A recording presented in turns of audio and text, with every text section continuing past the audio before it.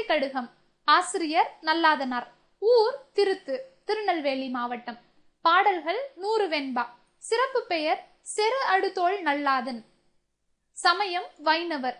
சுக்கு மிளகு திப்பிலியால் ஆன மருந்துக்கு திரிகடுகம் என பெயர். அதுபோன்று திரிகடுகம் பாடல்களில் உள்ள 3 அறக்கருத்துக்கள் கற்போரின் மனத்தில் உள்ள அறியாமையாகிய இருளை போக்கி குன்றின் மேலிட்ட விளக்காக திகழ்கிறது. திரி என்ற சொல்லுக்கு திரித்தல், விளக்கு திரி, 3 போன்ற பொருள் பல உண்டு.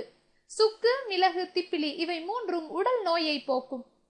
செரு அடுதோள் நல்லாதன் என பாயிரம் குறிப்பிடுவதால் இவர் போர் வீரராக இருந்திருக்கலாம் என கருதப்படுகிறது. ஒவ்வொரு பாடலிலும் இம்மூன்றும் அல்லது இம்மூவர் என்ற வார்த்தை இடம்பெறுகிறது. அம்மை என்னும் வனப்பு வகையை சார்ந்தது. உன் பொழுது நீராடி உண்டலும் என் பெரினும் பால் பற்றி சொல்லா விடுதலும் தோல்வற்றி சாயினும் சான்றாண்மை குன்றாமை இம்மூன்றும் தூவுயம் என்பார் தொழில். இல்லார் கொன்றீயும் உடைமையும் இவ்வுலகில் நில்லாமையுள்ளும் நெறிப்படும் எவ்வுயிர்க்கும் துன்புறுவ செய்யாத தூய்மையும் இம்மூன்றும் நன்றறியும் மாந்தர்குல. முறை செய்யான் பெற்ற தலைமையும் நெஞ்சில் நிறையிலான் கொண்ட தவமும் நிறை ஒழுக்கம் தேற்றாதான் பெற்ற வனப்பும் இவை 3ம் தூற்றின் கண் தூவிய வித்து. இப்பாடல்களை பாடியவர் நல்லாதனார். பொருள்.